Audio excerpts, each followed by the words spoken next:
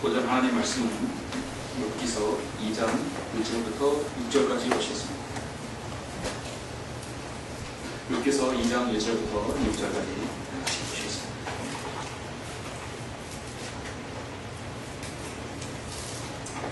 여러분이 이 욥의 입장이라고 본다면 어떻게 하겠습니까? 여러분 용도 모르게 지금 하나님과 사탄의 대화 가운데서 지금 대상이 되어가고 있는 것입니다. 자, 2장 1절 보시겠습니다. 하루는 또 하나님의 아들들이 와서 주 앞에 섰고 사탄도 그들 가운데 와서 주 앞에 섰더라. 주께서 사탄에게 말씀하시기를 내가 어디서 왔느냐 하시니 사탄이 주께 대답하여 말씀드리기를 땅에서 여기저기 위아래로 두루 다니다 왔나이다 하니 주께서 사탄에게 말씀하시기를 너는 내 종 욥을 유위에 보았느냐 세상에 그와 같은 사람은 아무도 없나니 그는 온전하고 정직한 사람으로 하나님을 두려워하고 악을 피하는 자니라. 내가 나를 움직여 그를 대적하도록 하여 까닭없이 그를 파멸시키려 하였으나 그는 아직도 그의 완전함을 굳게 붙잡고 있느니라 하시니 사탄이 주께 대답하여 말씀드리기를 사람이 피부로 사람의 피부를 바꾸오니 정녕 사람이 자기 생명을 위하여 자기의 모든 소유를 주리이다. 그러나 이제 주의 손을 내밀어 그의 뼈와 살을 치소서. 그리하시면 그가 정면으로 주를 저주하리이다 하자 주께서 사탄에게 말씀하시기를 보라 그가 내 손에 있느니라. 보라 그가 내 손에 있느니라. 다만 그의 생명은 남겨둘지니라 하시더라. 오늘 오전 설교는 사탄의 기질이라는 제목으로 보자. 사탄이라는 말도 성경에 나오고 기질이라는 말도 성경에 나오죠. 사전에 찾아보니까 기질은 또 나오지만 주로 이제 우리나라 체질이라고 해요. 체질이라고 하죠. 까부른다는 것이죠. 여러분 혹시 어제가 무슨 날인지 알고 계십니까? 오늘은 무슨 날인지 아시죠? 오늘 주님께 경배드리는 날입니다. 9월 10일은 자살 예방 및 생명 존중 문화 조성을 위한 그 법률, 한마디로 자살 예방법이 정한 세계 자살 예방의 날이라고 합니다. 어제 9월 10일은 자살 예방의 날. 그런데도 불구하고 어제도 약 42명의 사람들이 스스로 목숨을 끊었습니다. 남의 나라가 아니라 우리나라의 일입니다. 보건복지부에 따르면 2009년 국내에서 자살로 사망한 사람 숫자가 15,013명, 15,400명이 된다고 합니다. 하루의 평균, 과거에는요, 2007년도까지만 해도 33명이면 지금 42.2명, 약 42명, 약 34분마다 한 명이 자살하는 추세입니다. 지금 이 순간도 어디서 목을 매거나 약을 먹는 사람이 있다는 것이죠. 우리나라는 OECD 국가 중에 그런 잘 사는 경제 개발 협력 국가 중에도 자살 사망률이 여전히 세계에서 가장 높은 나라입니다. 가장 불문의스러운 통계라고 보아지는 것이죠.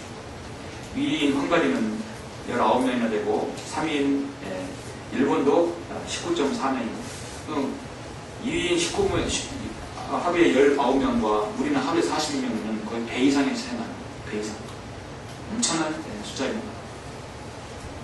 우리는 삶의 질을 얘기합니다. 국민소득 4만 불 적어봅니다. 그리고 복지 논쟁하는 거 하고 있습니다. 녹색혁명, 녹색성장 많이 떠들어도 됩니다. 그런데 자살로 스스로 목숨 끊는 사람 왜 더 많아집니까? 우리나라 자살률은 이미 국민 대다수가 다 알고도 인정하는 공공연한 통계이죠. 얼마나 자살의 사회적인 문제가 되면 자살 예방의 날이라고도 그런 날을 정했을까요? 실로 이 세상은 마귀가 관장합니다. 이 사회는 많은 문제들을 안고 있습니다. 자살하는 사람들의 종류를 보면 우울증에 시달린 사람들, 학생들의 진로나 학업에 따른 스트레스, 성적 저하, 또 철학과 이념의 차이로 인한 갈등, 자신의 결각을 자살로 증명하는 사람들, 또 책임을 회피하기 위해 죽는 사람들, 극심한 죄책감으로 죽는 사람들, 경제적 파탄에 대한 책임 등 수없이 많은 이유로 자살을 선택합니다. 요즘에 인터넷 동반 자살 사이트가 생겨서 그렇게 공연하게 비밀리에 만나서 한꺼번에 연락을 펴놓고 죽기도 합니다. 또 70, 80대 마지막 노령 이 실버 인물들도 많이 자살을 합니다. 지금 한국은 이런 자살 바이러스가 온 세상을 덮고 있습니다. 이거를 차단하라고 세상은 정부는 사회는 안간힘을 쓰고 있습니다. 자살의 인문학적 접근이나 국내 자살 역학 연구, 자살의 의학적 접근, 청소년의 자살 특성의 개입 방법, 자살의 타제적 접근 방법, 이상한 말로 용어로 그들은 자살을 막 방지하려고 하죠. 오죽하면 자살 예방학회가 생겼겠습니까? 저는 이 한국의 자살률이 계속해서 최고가 되는 데는 책임이 분명히 누군가 있을 거 아닙니까? 사회적 책임이 있을 것이에요. 이 나라 교육계일까요? 그렇게 대학 입시만을 강조하는 교육계일까요? 아니면 여의도 정치하는 사람들일까요? 저는 이 가장 그 높은 이유가 책임을 져야 할 사람이 바로 이 한국교회라고 보는 것입니다. 한국교회가 성령으로 믿고 사역하는 130년 동안 사역을 했다면 이렇게 자살률이 높지 않을 거예요. 자살할 때는 왜 자살할까요? 희망이 없으니까. 소망이 없으니까. 과연 소망을 가진 그리스도인이 자살하겠습니까? 올바른 사역을 하는 교회가 늘어난다면 그렇게 늘어나지 않았을 것입니다. 한국교회는 사실 하나님의 교회가 아니라 사탄이 관장하는 교회입니다. 올바른 말씀을 바르게 가르치지도 않지요. 성도들이 회개와 자격도 구별하지 못하게 하죠. 참된 믿음도 없고 말씀대로 순종하는 성도도 없고 수많은 성도들이 본받지 못한 채 희망 없이 소망 없이 그냥 구름대같이 몰려들고 있습니다. 교회가 세상의 빛과 소금이 되어서 성도를 위한 소망을 갖게 한다면 왜 사람들이 자살을 선택할까요? 자신들의 문제를 해결하지 못하고 심지어 교회 다니는 교인들도 자살합니다. 아마 자신의 교인이 자살했을 때 목사가 가가지고 장례를 주관할 때 가장 난감할 거예요. 그죠? 그렇죠? 뭐라고 말할 거예요? 어떻게 가르쳤으면 내가 가르치고 참석 설교를 들었던 사람이 자살을 합니까? 참으로 난감할 것입니다. 한국의 목사라는 자들은 자신들의 사역을 양들을 통해서 치부하고 좁은 길로 인도하지 않고 자신의 안전과 보장을 위해서 넓은 길로 멸망의 길로 인도하고 있습니다. 양들을 하나님의 말씀에 순수한 꼴로 먹이는 데는 관심이 없습니다. 오직 교인 수가 늘어나고 교회 건물을 확장하여 부유하게 하는 일에만 관심을 두고 있습니다. 현재 대형교회 목사들이 한국 기독교 자유당인가 무슨 당을 또 창당한다고 하죠. 교회가 정치에 개입하려고 하는 것입니다. 한국교회는 이 모두가 정말 사탄의 계획 속에서 철저히 이용당하고 있습니다. 저는 이 마지막 시대에 가까움을 알고 있습니다. 오늘 이럴 때 사탄의 공격이 어떠한 공격이 있는 것인가를 우리 그리스도인들은 바로 알아야 할 것입니다. 저는 오늘 욥기서에서 이렇게 전체를 들어서 다 설교할 수는 없지만 그 주제를 사탄의 공격, 루트, 사탄의 기질, 사탄의 체질에 대해서 설교하라고 합니다. 사탄이 여러분에게 어떤 형태로 여러분을 공격하는지 그 부분을 한번 핵심적으로 설교를 하고자 합니다.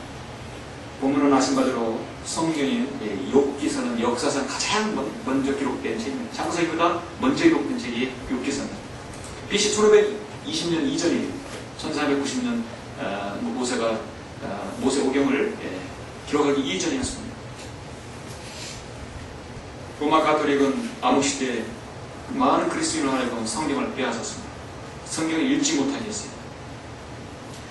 그리고 하나님의 사람들의 성경을 받자마자 가장 관심 있게 봤던 책 중에 하나가 바로 욥기서입니다. 욥기서를 좀 더 자세히 해석하고 또 설명하기 위해서 많은 같은 예를 썼어요.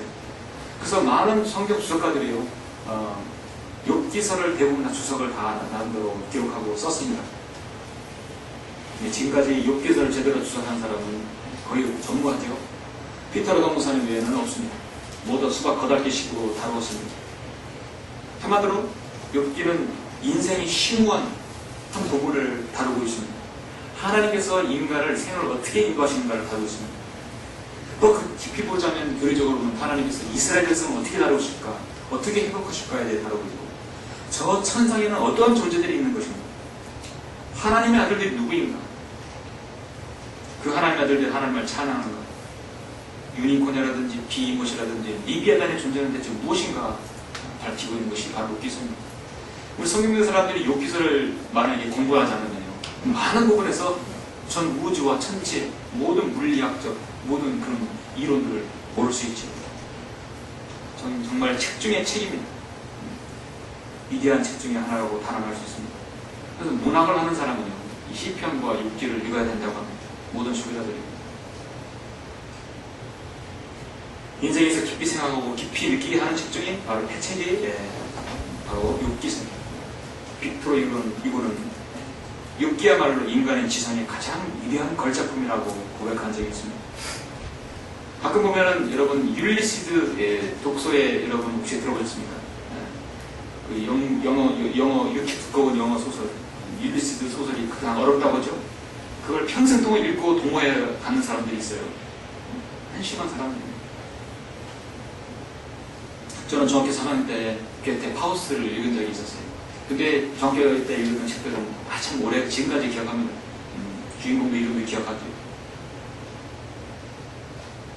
너무 인생의 의미를 몰랐을 때 글을 읽어가서 많이 소화를 못했었습니다. 사람들은 괴테의 문호, 독일의 문호, 괴테의 파우스트를 최고로 그 문장을 보고 있습니다. 그래서 그걸 연극을 하기도 해요. 그러나 진정으로 인생의 의미를 알라고 한다면 바로 욥기를 읽어야 된다는 것입니다.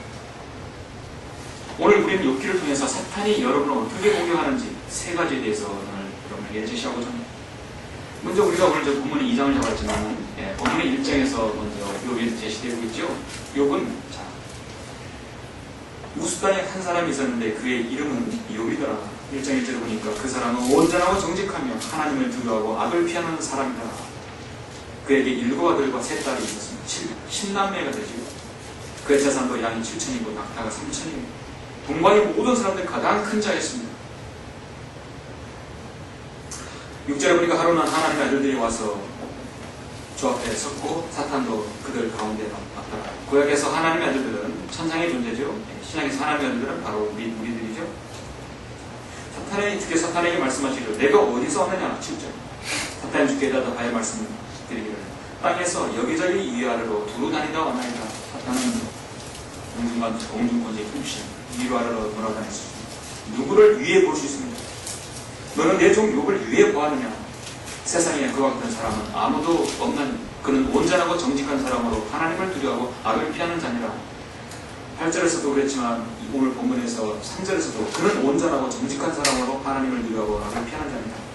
여러분들 하나님께 내가 보증하겠다는 것이 이 사람에 대한 신뢰와 의는 내가 보증하겠다.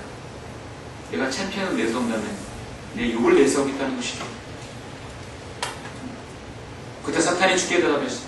욥이 아무런 이유 없이 하나님을 두려워하리까?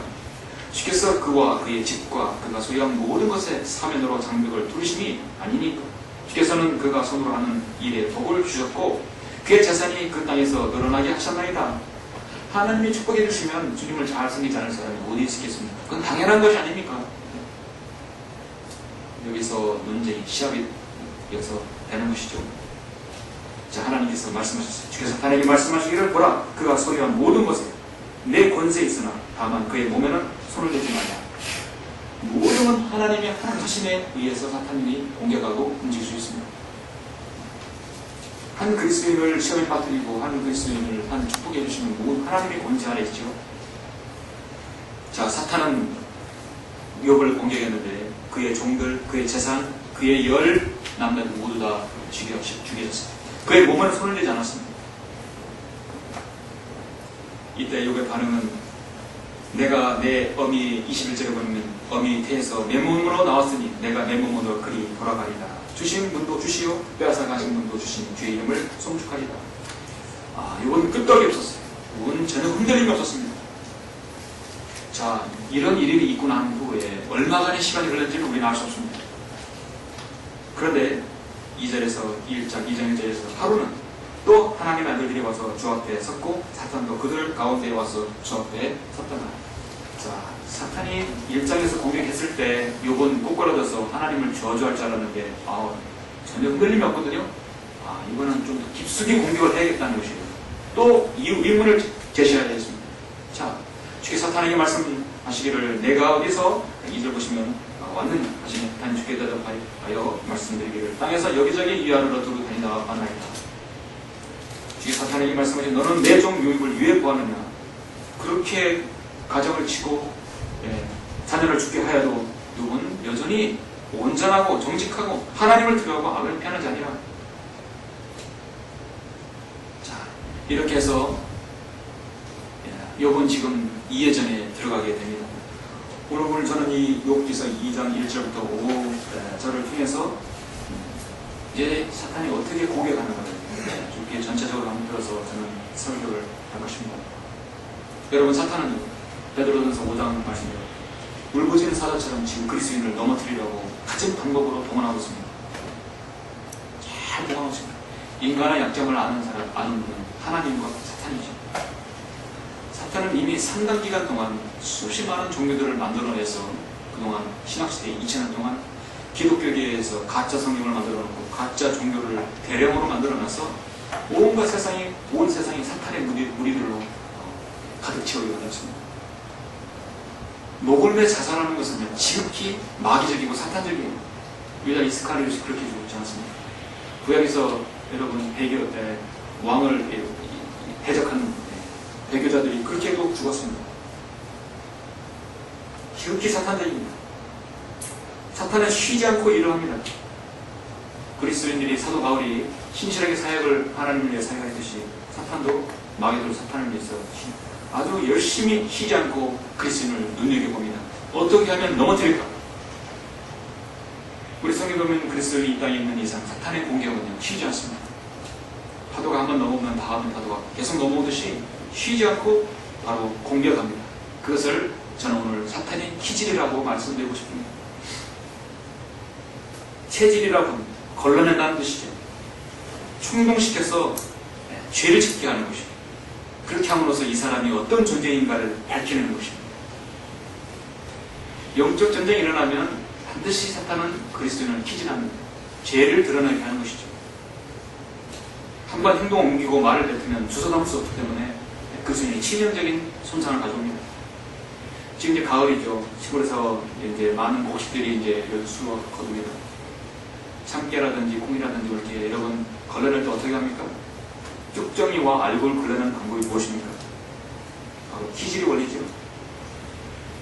감자를 탁 해가지고 특히 감자 같은 걸 해서 작은 큰 거를 다 바구니에 담아놓으면 그걸 여러분 어떻게 구별합니까? 일일이 손으로 하나씩 구별합니까? 그럼 어리석은 거죠? 감자 바구니를 딱 잡고 한 10번만 흔들으면 작은 거 큰 것이 싹 구별되는 것이고 흔들어버리는 것이죠.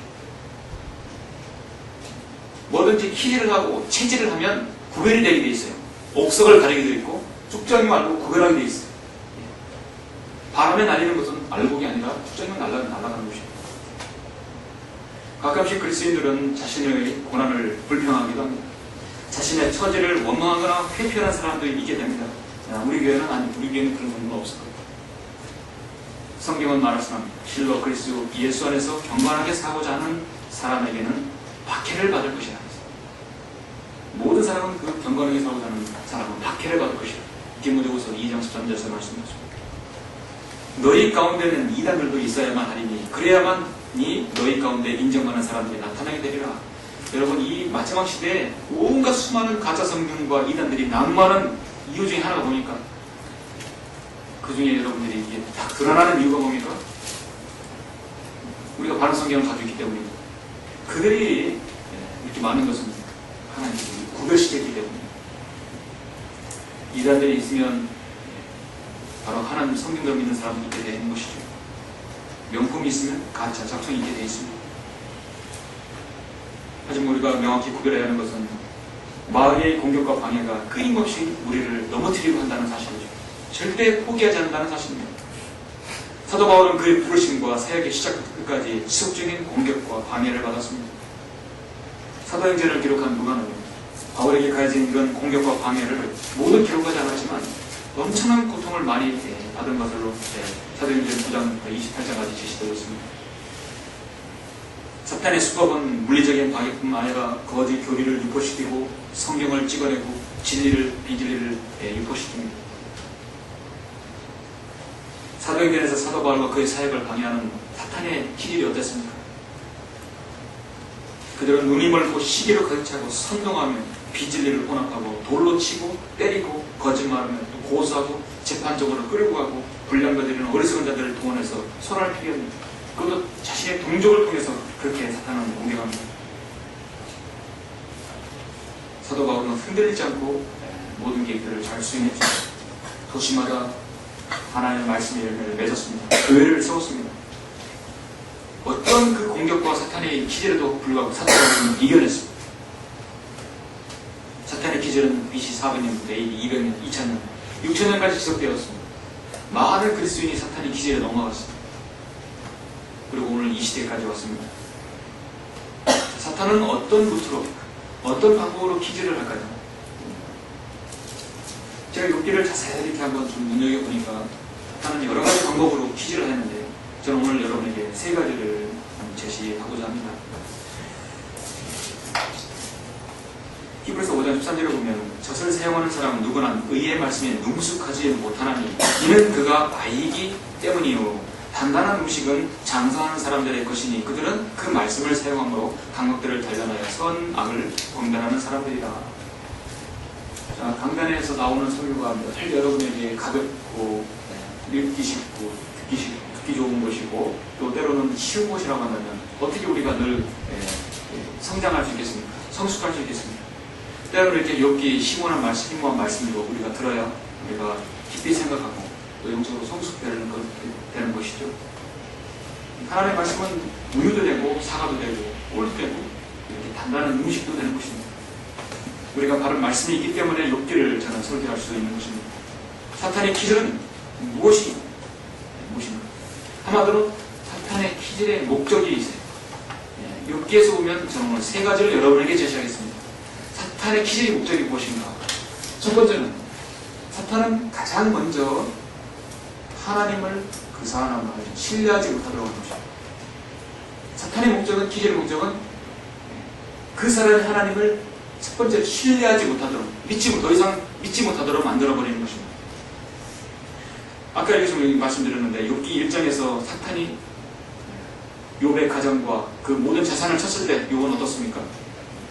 여러분 욥기 1장 2절을 보면 내가 내 어미 태에서 내 몸으로 나왔으니 내가 내 몸으로 그리 돌아가리라.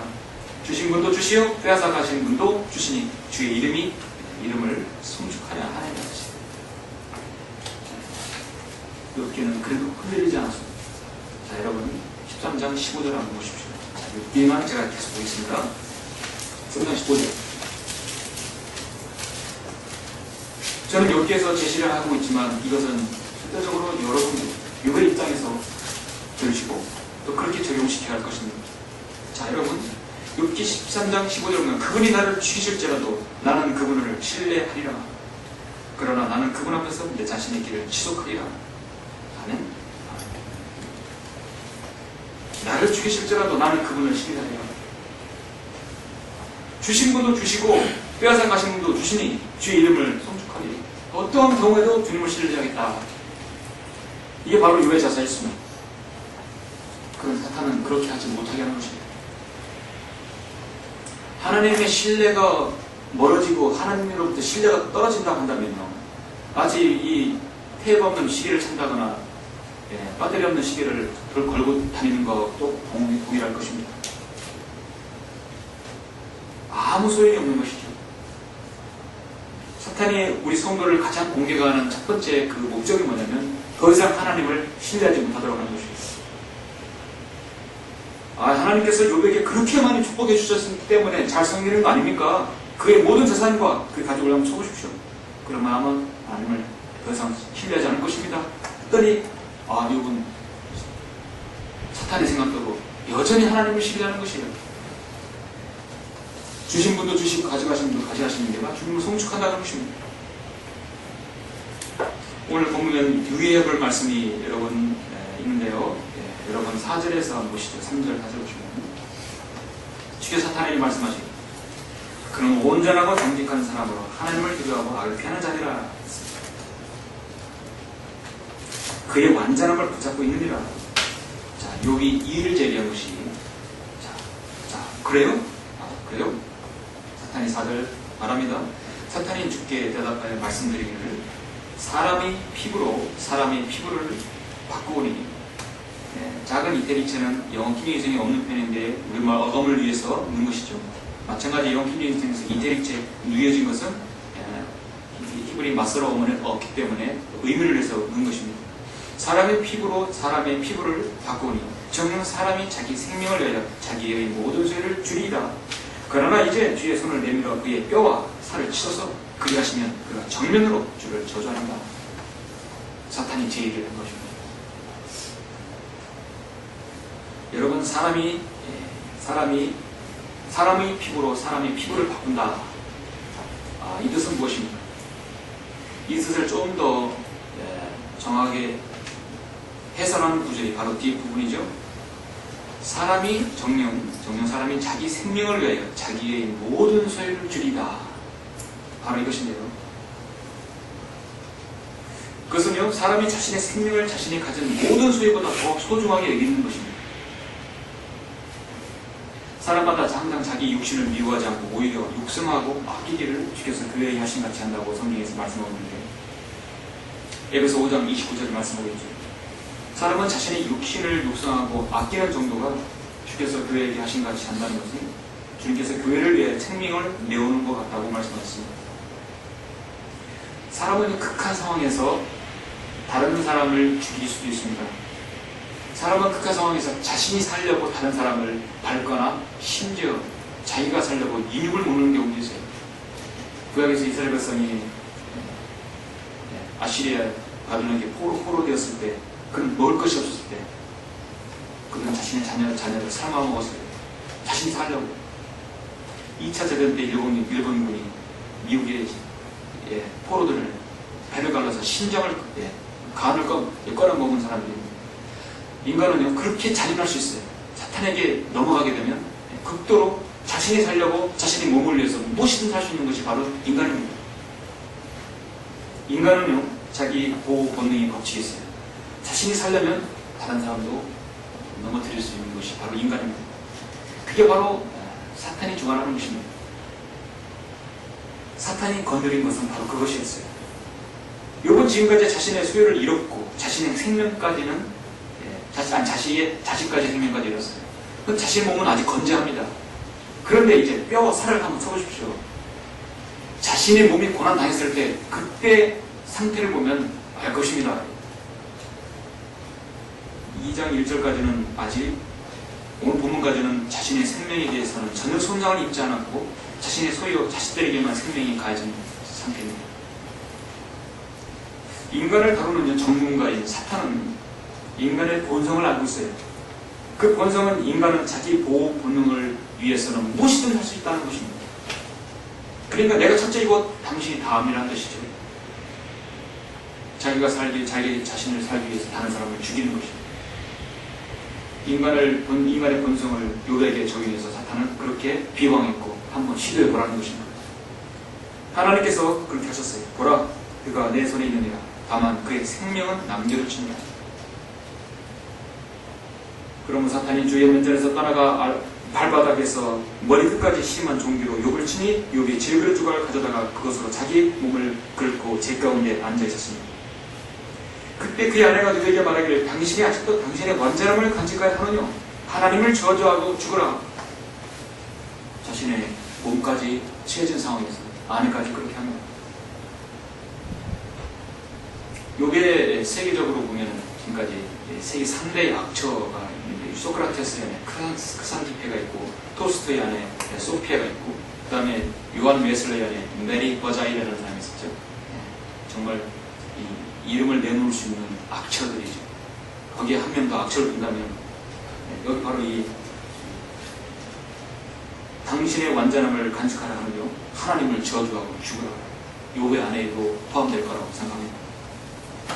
자, 이렇게 저주했을 때 욥은 뭐라겠습니까? 내 어미의 태에서 내 몸으로 나왔으니 내가 내 몸으로 그리 돌아가리다.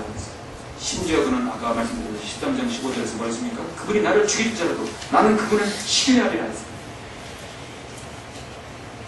사탄의 목적은 하나님을 신뢰하지 못하게 하는 것인데 욥은 여기에서 걸려들지 않았습니다.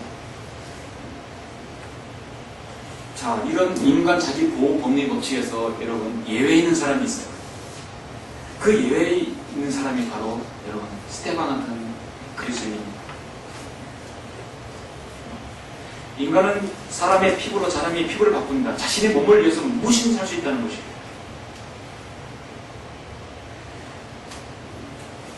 아시다시피 여러분, 사도행전 7장에 보면 스테판이 죽기 전에 하는 말이 있죠. 순교를 당하면서 그들이 스테판을 돌로 치니 그가 하나님을 부르며 말하기를 주 예수여 나의 영을 받아 주소서. 무릎을 꿇고 큰 소리로 부르짖기를 주여 이 죄를 그들에게 돌리지 마옵소서.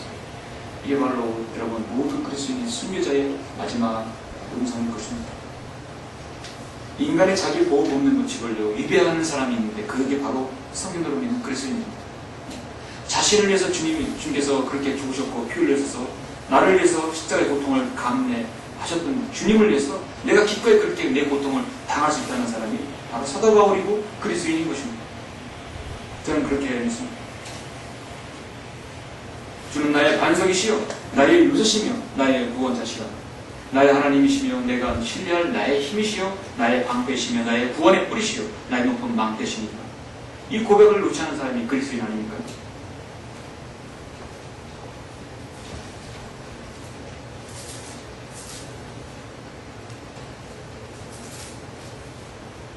누가복음 1장 79절에 이런 말씀이 있어요. 흑암에 있는 자들과 죽음의 그늘에 앉아있는 자들에게 비치고 우리의 발걸음을 화평의 길로 인도하시는 분, 그분이 예수 그리스도십니다. 여러분 인생의 중에서 주님을 만나기 전에 여러분 정말 아까 말씀드린 자살하고 싶은 충동, 죽고 싶은 충동, 더 이 세상을 살고 싶다는 충동이 누구에게나 있었을 것입니다.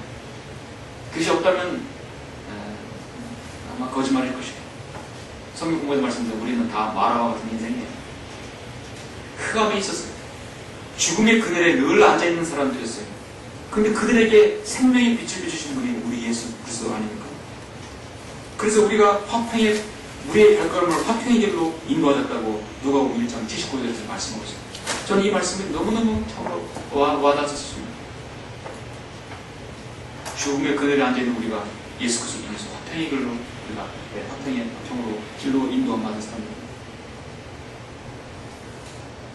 이는 하나님께서 거짓말하실 수 없는 이 두 가지 변치 못할 사실로 인하여 우리 앞에 놓여진 소망을 붙잡기 위해 피난처를 찾아 나온 우리로 든든한 위로를 받게 하신다. 우리가 이 소망을 혼에 닭같이 가졌으니 확실하고 견고한 소망이라. 여러분의 혼에 닫힌 저 셋째 안에 자배석에 팍 박혀서 그 이상 흔들리지 않습니다. 소망이 혼에 닭같이 가졌으니 확실하고 견고한 소망이라 했습니다. 그러면 그리스도인이 자살한다는 말은 이 앞뒤가 맞지 않는 모순이라고 도와진 것입니다. 모순입니다.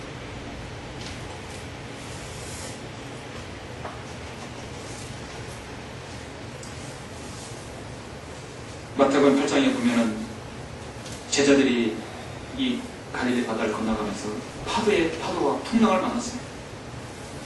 엄청난 파도 풍랑 왔을 때 그들은 겁에 질렸습니다. 제자들이 그에게 다가와 깨우며 예수님은 잡으셨어요? 주여 우리를 구하여 주옵소서. 우리가 죽게 되었나이다. 하니 주께서 그들에게 말씀하시기를 오 너희 믿음이 적은 자들아 어찌해 두려워하냐. 전능하신 분을 두고 폭풍 앞에서 그들은 두려워하고 있었어요. 하나님께서 예수님께서 일어나셔서 바람과 바다를 꾸짖으시니 아주 조용해지더라. 1450년 전에 그리시 홍해를 가르신 그분께서 지금 바다에 잔잔해지라 주님께서 명하셨을 때 잔잔해졌습니다. 주님께서는 제자들에게 바람과 바다를 왜 잠재우지 못하냐고 혼낸 것이 아니라 그들의 믿음이 없다고 혼냈어요. 바람과 바다를 잠재우는 것은 하나님의 능력이고 제자들의 밖에 속하는 길. 다만 그들에게 믿음이 있어야 되겠죠. 두려워하지 말아야 되겠죠. 여러분의 인생이라는 그 항해, 인생이라는 바다에서 사실 때 늘 여러분 마라와 같은 스키스 맛을 보게 됩니다. 한마디로 고난과 어려움이 닥치게 됩니다. 그럴 때 사탄이 눈여겨보는 것이 있어요. 주위의 세상 사람들이 여러분을 눈여겨보는 것이 있어요. 더 이상 하나님을 신뢰하지 못하게 만드는 것입니다. 완전히 비참해져서 하나님과 멀어지게 만드는 것입니다. 그것을 하나님께 주시하시고 사탄이 주지하는 것입니다. 잠언 24장 16절에서 의로운 사람은 7번 넘어져도 다시 일어나는 것이 우리 그리스도인입니다. 악인은 지향으로 인하여 넘어지고 그런 것입니다. 사탄의 기절의 목적은 무엇입니까? 두 번째는 하나님을 신뢰하지 못했을 때 다음에 일어나는 현상은 그가 완전히 자포자기한 믿음에서 떠나 자신을 포기하게 만들어 버리는 것입니다. 믿음에서 떠나 자신을 포기하게 만드는 것입니다. 저는 이것을 한마디로 영적 자살이라고 보아주는 것입니다. 그런 것입니다.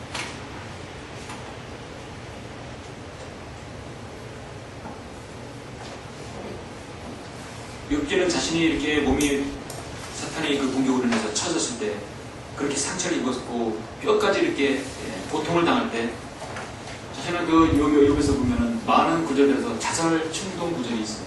그래서 성경을 한 부분적으로 받게 되면 아주 자살을 유도하는 것이게 되고 지옥으로 인도하게 하시는 것이고, 그래서 성경은 정말 날카로운 칼입니다.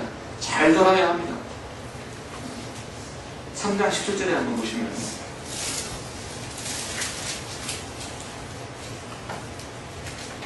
인간의 죽음을 동경하는 구절이 욥기에 유난히 많아요.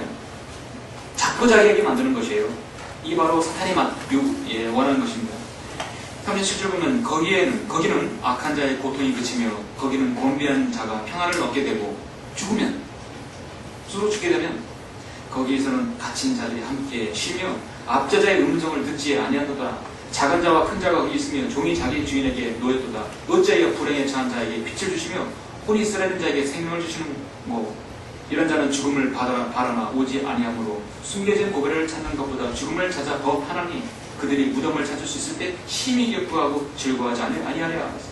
자, 자살을 충동시킬 수 있는 구절을 제시하고 있는 것입니다. 자, 6장 9절에 보시니까 나를 멸하는 것이 하나님을 기쁘게 해드린다면 그것마저 바라리라. 얼마나 고통스러운 그렇습니다. 그가 그의 손을 풀어 나를 끊으시기를. 이러한 문학적인 구절이요 세상에 없죠. 나를 멸하시는 것이 하나님을 기쁘게 해드린다면 그것마저 바라리라. 성경에서 가장 변개가 많은 성경이요 잠언보다 여러분 욥기입니다. 개혁성경에서 가장 변개가 심한 욥기. 7장 16절에 보시면 내가 내 생명을 싫어하며 내가 항상 살기를 원치 아니하노니 나를 내버려 두소서. 이런 내 날들이 헛됨이니이다. 이렇게 구절만 뺀다면 자살 충동하게 되는 것입니다. 10장 18절에 한번 보시면 어찌하여 주께서 그때 나를 해에서 나오게 하셨나이까. 내가 숨을 거두어서 아무 눈도 나를 보지 않았더라면 나는 존재하지 않았던 것처럼 되어야 했고 태에서 무덤으로 옮겨져야 했나이다. 차라리 죽었어야 되는 거예요.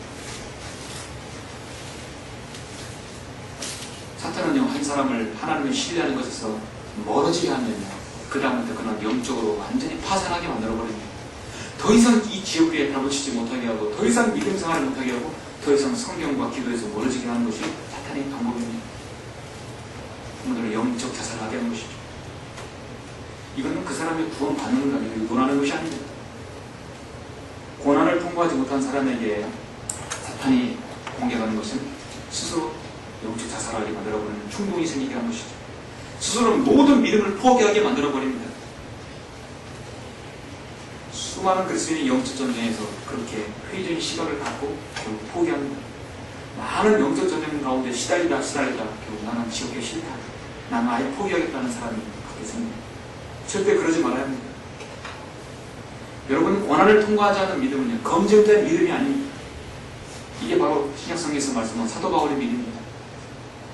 그리스도인의 믿음 생활은 탁상 공론이 아니라 그리스도인의 삶에 일어나는 모든 수많은 문제들을 회피하지 않고 담대히 맞서서 그 문제들을 하나씩 기도로 주님을 신뢰하고 해결하는 것입니다. 그렇지 않고 포기해버리는 그 영적 자살이 되는 것이죠. 하나님께서 제시한 실을 싫어하는 것은 쭉정입니다. 쭉정이는 속이 비어있기 때문에 가볍고 살짝 바람만 까불려도 희질만 해도 그냥 날아가 버리는 것입니다. 하나님께서는 여러분 쭉정이게 되는 걸 원치 않고 거목이 되기를 원하십니다. 무거운 거목이 되는 것입니다. 그래서 하나님께서는 사탄이 때로는 희질에 대해서 허용하셔서 우리가 얼마나 믿음이 있는가를 보시는 것입니다. 예수님께서 시몬아 시몬아 보라 사탄이 너희를 밀처럼 키질하라고 찾았느니라 했습니다. 그러나 내 믿음이 약해지지 않도록 내가 너를 위해 기도하였으니 내가 회심하게 되면 내 형제를 굳게 하라. 사탄의 기질에 베드로는 넘어갔었어요.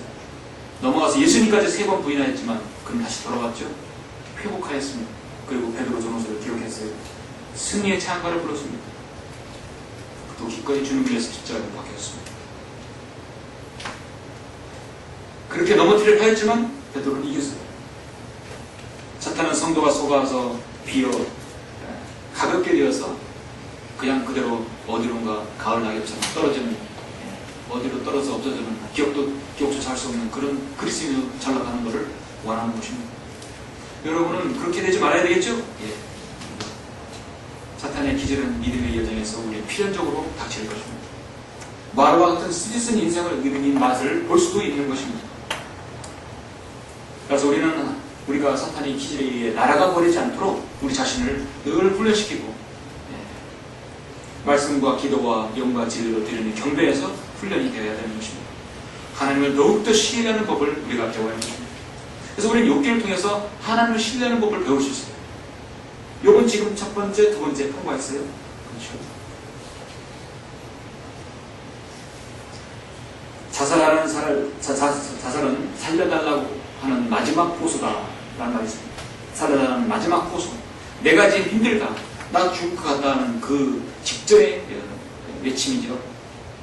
그 사람들은 마지막 그 탈출구가 자살이라고 보는 것입니다. 영적 자살은 더 심각합니다. 자신을 신뢰했던 하나님을, 그 믿음을 완전히 저버리는 것입니다. 영적 자살하게 되면 군번이 없는 군인과 같습니다. 군번 없는 군인이 어디에서 싸울 것이냐. 호수가 물이 없는 호수처럼 되어버리고, 침이 없는 벌처럼 되어버리고, 독자가 없는 작가처럼 되어버리고, 공부하지 않는 학생처럼 되어버립니다. 하나님께서 전혀 무가치한 사람으로 되어버리게 됩니다. 그런 사람은 고린도서 5장에서 사탄에게 내어준다고 했어요. 디모데전서 1장 20절에서 후메네오 알렉산더가 그런 사람인데, 그런 사람은 사탄에게 내어줘버렸어요. 다시는 하나님을 모독하지 못하도록 배우게 하여 셀프로 그렇게 하실 수 있는 것입니다. 많은 사람들이 지역에 몸담고 있다가 영적 자살을 위해서 노숙자가 되어버린 사람들이 있습니다. 바로 사탄의 기질에 넘어가는 것이죠. 우리는 그리스도인은 사탄의 기질을 이기기 위해서 아무것도 염려하지 말고 다만 모든 일에 기도와 간구로 너희 구하는 것들을 감사함으로 하나님께 알려지게 하라. 그리하면 모든 지각을 초월하시는 하나님의 평강이 그리스도 예수 안에서 너희 마음과 생각을 지키시리라. 그러므로 여러분, 하나님의 평강이 그리스도 예수 안에서 우리 마음과 생각을 지켜야 돼요. 마음과 생각을 지키지 못했을 때, 평강을 잃어버렸을 때, 화평을 잃어버렸을 때, 평화가 깨졌을 때, 거기서 비극이 생기는 것이죠. 우리 그리스도인들은 고난으로 인해서 더욱 뿌리를 깊게 내려야 되는 것입니다. 고난을 통해 하나님을 신뢰하는 법을 배우지 못한 사람은 바나 앞에 전 죽정이와 다를 바가 없죠. 나무에는 소망이 있나니 베일지라도 다시 싹이 나서 그 연한 가지가 끊이지 아니하며 그 뿌리가 땅에서 늙고 그 줄기가 땅에서 죽어도 물의 기운을 통하여 돔이 돋고 식물처럼 가지가 나오는가. 에베소서 14장 7절 9절 말씀. 바로 흔들림이 없어야 되겠죠. 사탄의 기질에는 목적이 있습니다. 자, 마지막 욥이 여기에서 걸려 넘어졌습니다. 바로 우리 그리스도인은 여기에서 가지고 통과를 해야 하는 것입니다. 사탄의 기질의 목적은 마지막 세 번째 무엇인가? 자신의 의 가운데 머물러 있기를 원하는 것입니다. 이게 바로 사탄의 기질의 중요한 것입니다. 이거는 우리가 고난을 통해서 하나님을 신뢰하고 더욱더 하나님께 다가가는 그 이상의 성숙함입니다. 저는 이것이 참으로 욥기를 통해서 얻을 수 있는 거라고 보는 것입니다. 욥기에서만이 볼 수 있는 것이에요. 이 말씀은 성경에서 가장 심오한 내용을 다루고 있는 거라고 저는 봅니다. 욥기의 핵심입니다. 자, 욥은 사탄의 기질에서 첫 번째, 두 번째 통과했어요. 하나님을 신뢰했고 스스로 자기가 이렇게 자살 충동이 있었지만 결국은 나를 죽일지라도 나는 그분을 신뢰한다고 여전히 고백하고 있습니다. 그런데 여기서 욥이 가진 문제가 하나 있었어요. 이게 바로 욥기 27장 여러분 잠시 해보시겠습니다. 자, 이 욥은 문제를 한번 보시겠습니다. 욥기 27장 5절 8절에 보시면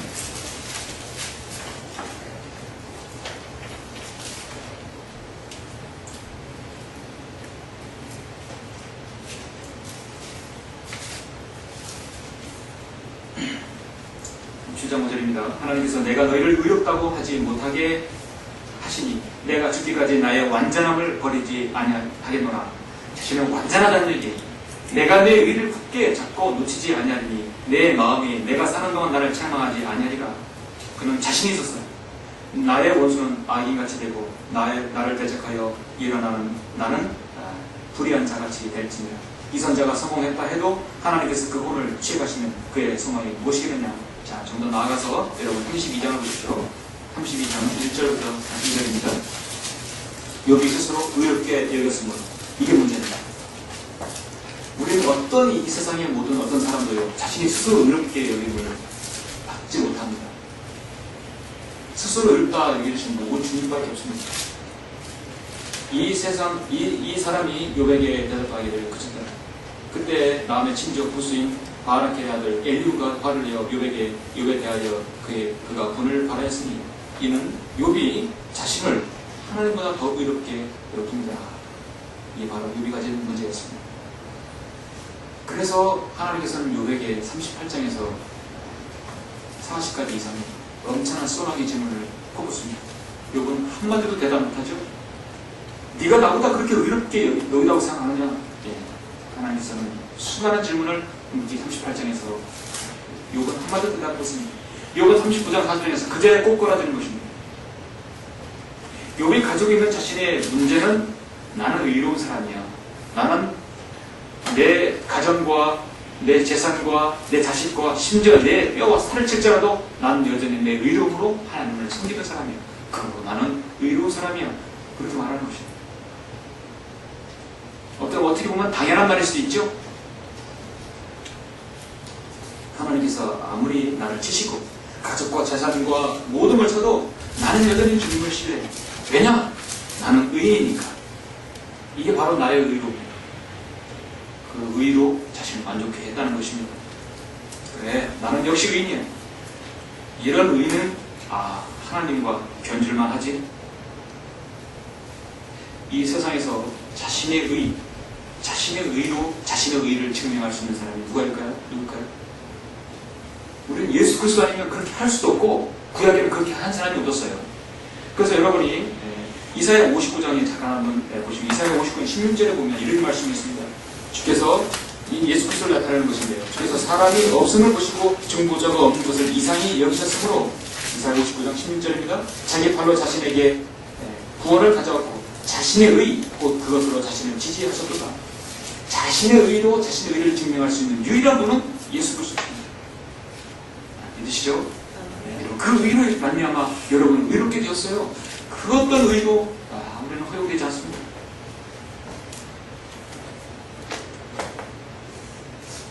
해변 이스라엘에게 파수꾼처럼 말씀을 전했던 예수께는 33장 13절에서 내가 의인에게 그가 반드시 살리라고 말했는데도 그가 자기 자신의 의를 신뢰하고 죄악을 저지르면 그의 모든 의는 기억되지 아니하고 그가 저지른 그 죄악으로 인하여 그가 죽을 것이라 했어요.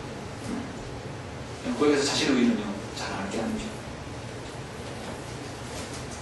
여러분 중국 선교를 위해서 헌신했던 조나단 거포드 그 아내인 여러분 영국 출신 캐나다인 로잘린드 거포드 여사를 아시죠? 여러분 이거 다 읽어보셨습니까? 어제 찬미가 들고 있을 텐데 이 시모의 내용을 알아보겠네. 이 책에서 특별히 감명받은 부분이 있었어요. 여러분 기도 응답에 대한 건 참으로 귀한 책입니다. 그것은 하나님의 사람인 그리스도인의 사역자는 모든 그리스도인 철저히 자기 부정을 했다는 것입니다. 자기 부정. 로잘린드 거포드 여사에게 있어서 사탄의 가장 큰 기질은 뭐냐? 가장 기질이 뭐냐? 하나님을 신뢰하는 것도 아니고 신뢰하기 못하게 하는 것도 그보다도 자신을 자포자기 하는 것도 아니고 결국 자신의 의를 의지하는 것이 가장 큰 공격이라는 것이에요. 여러분 그런 걸 느끼셨습니까? 그래, 너는 훌륭한 선교사의 아내야. 그래. 그리고 너는 훌륭한 선교 강연자이고 강연을 잘했거든. 너는 훌륭한 간증자이고 너는 훌륭한 교사이고 너는 훌륭한 그리스도인의 자녀의 어머니. 그래, 역시 넌 대단해. 사탄이 지금 그렇게 하는 것이야. 페이지 136페이지 보니까 잠깐 읽겠습니다. 자, 이쯤 나는 무릎을 꿇고 기도를 통해서 집회를 위한 강연 메시지를 얻는 습관을 기르게 되었다. 때때로 눈 깜짝하는 순간에 중국에 관한 강연의 계획가 떠오르는 것은 내게는 종종 더없이 경이로운 일처럼 여겨졌다. 아, 강연을 그렇게 의미롭게 했는 것. 나는 단 한 번도 메모나 계획을 작성한 적이 없었으며 내 자신을 주님께 완전히 의탁해버린 느낌을 자주 받게 되었다. 완전히 성령 충만하게 되었죠. 나는 또한 그분께서 언제나 필요한 도움과 신성한 능력을 주시고 또 그것을 깨닫게 해주신다는 사실을 간증할 수 있다. 하지만 이것이 중요합니다.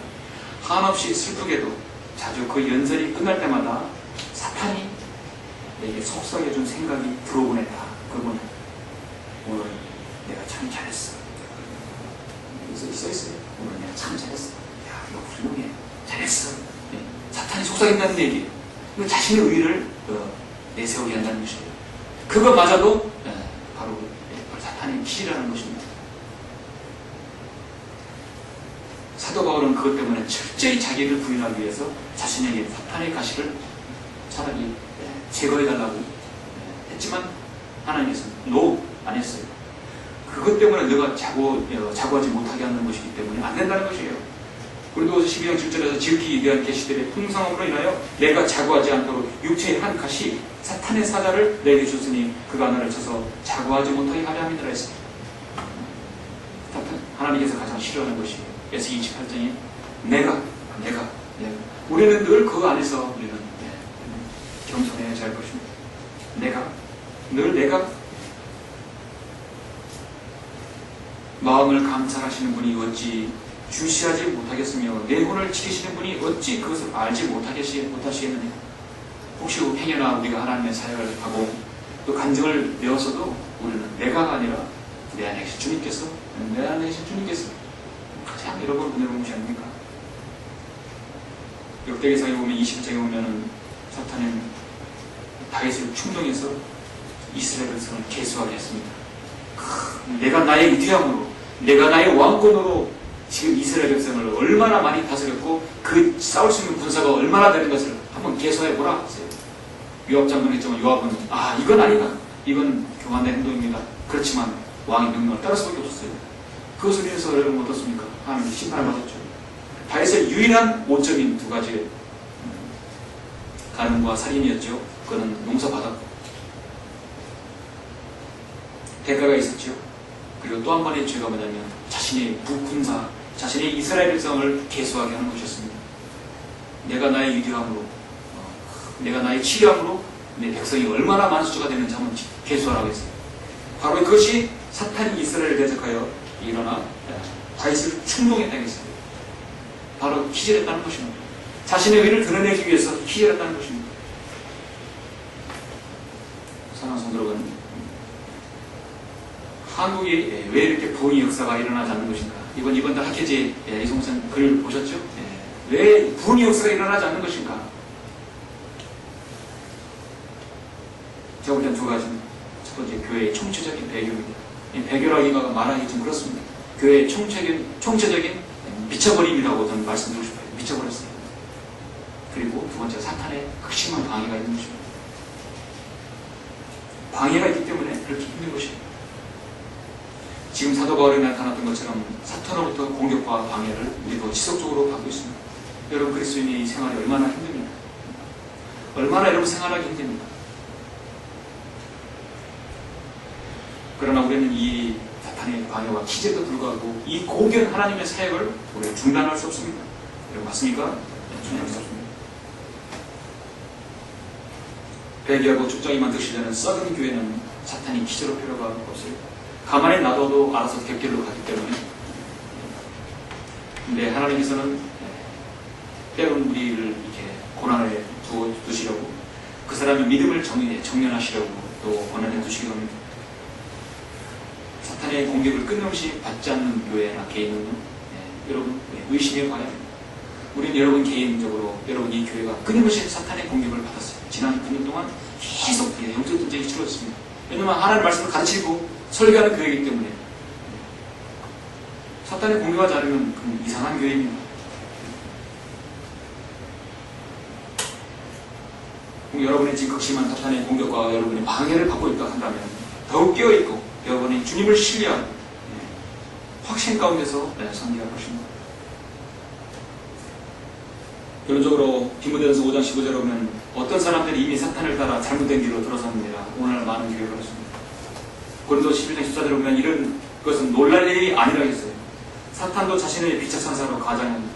그러면 사탄의 종들이 의의 종으로 가장한다 하더라도 큰 일이 아니니라. 여러분 우리는 당연한 현상이라고 보아집니다. 이 마지막 시대의 현상이에요. 그들의 종말은 그들의 행위대로 될 것이라 했습니다.